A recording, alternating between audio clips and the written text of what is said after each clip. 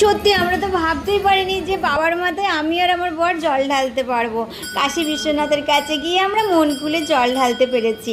এবার কেন আশা করেছিলাম না সেটা তোমাদের আগের ভিডিওতে বলেছি, কারণ মন্দির বন্ধ হয়ে গিয়েছিল। আর আমরা 4টে বাজে কিছুক্ষণ আগেই আমরা এখানে এসেছি কাশী বিশ্বনাথে।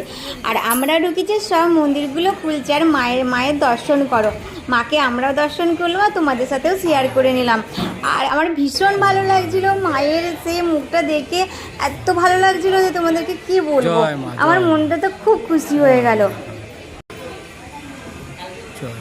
তোমাদেরকে আবারও মাকে ভালো করে দর্শন করাচ্ছি, মাকে তোমরা দর্শন করো। আমিও মাকে দর্শন করলাম, মাকে বললাম পাশেই বাবা বজরংবলী আছে, বাবা বজরংবলীকে দর্শন করলাম।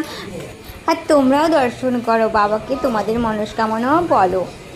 হর হর মহাদেব। বন্ধুরা, ব্লগ উইথ এমজিটি চ্যানেলে তোমাদের সবাইকে স্বাগত। তোমরা সবাই কেমন আছো? ভালো আছো তো? আমি খুব ভালো আছি।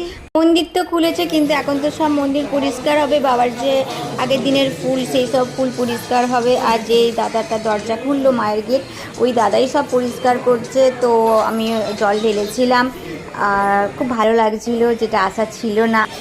একটা সত্যি কথা, বাস্তব কথা আছে, যদি যেটা আশা করা যায় সেটা কিন্তু পাওয়া যায় না। যেটা আশা না করা যায় বা ভাবা না যায় সেটা কিন্তু পাওয়া যায়। একদম আমি এখান থেকে আবার ভিডিওটা শুনেছিলাম, কারণ আমি বৃষ্টি হচ্ছিল, ফোন বার করতে পারছিলাম না। আবার হেঁটে এসে আবার এখান থেকে ভিডিওটা শুরু করেছি। আর আমাদের কাছে একটা দাদা এসেছিলেন আর বলছিলেন যে ওদের মানে দোকান আছে, দোকান থেকে যদি মিষ্টি মানে যা প্রসাদ হবে সেই প্রসাদ বা ব্রাহ্মণের যেটুকু সামান্য তোমরা যেমন দক্ষিণে দিতে পারবে সেটা দিলেই হবে। আর ওদের সাথে গেলে ওরা মন্দিরে মানে প্রবেশ করিয়ে দেবে, তো লাইনটা টানতে হবে না। আর আমার মানে বর তো ডিউটিও যাবে, রাত্রি এসে আবার ডিউটি যাবে, তো অতটা লাইন টানা আর অতটা সম্ভব হবে না, কারণ সময় হয়ে উঠবে না, আমরা বাড়ি ফিরবো। তো তার জন্য ও দাদার সাথে আমরা গেলাম।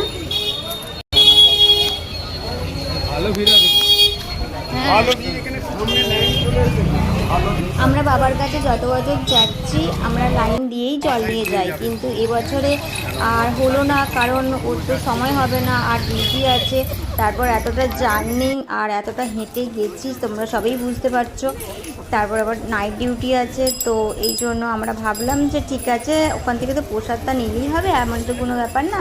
আর তারপরে আমরা তো মানে মন্দিরে ঢুকিয়ে দেবে, তারপর মন্দিরের পরে এবার তোমাদের নিজেদের মতন নিজেদেরকে সামলে যেতে হবে। বাকি বাবা তো জানে যে কেন আমরা যাচ্ছি বা কিসের জন্য। আর যখন সুযোগ দাদা নিজেই এসেছে, তো বাবাই হয়তো চাইছে যে আমরা এদের সাথেই যাই, বাবাও সবটা দেখছে, তো ওই জন্যই চলে গেলাম।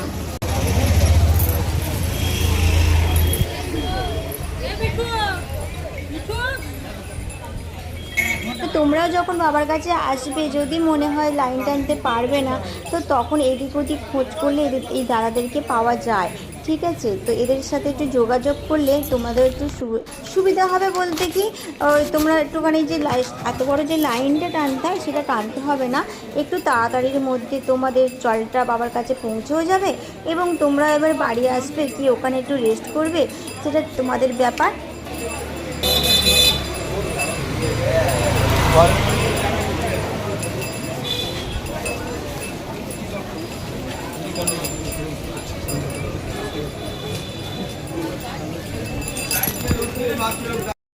কমেন্ট না করলে আমি বুঝবো কী করে যে তোমাদের ভিডিও কেমন লাগছে?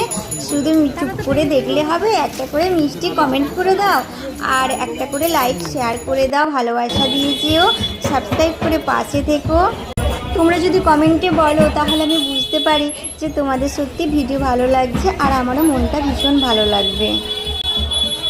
আমার পুজোর ভিডিও দেখার জন্য আমার ফেসবুক চ্যানেল আছে, মা শীতলার কন্যা ফেসবুক চ্যানেল, সেখানেও তোমরা দেখে নিতে পারো। তো আমার ভিডিওতে একটা মিষ্টি করে কমেন্ট করে দিও। আর এখানে আমি ভিডিও শেষ করছি, দেখা হবে পরের ভিডিওতে। তোমরা সবাই ভালো থেকো, সুস্থ থেকো, এই প্রার্থনা করি।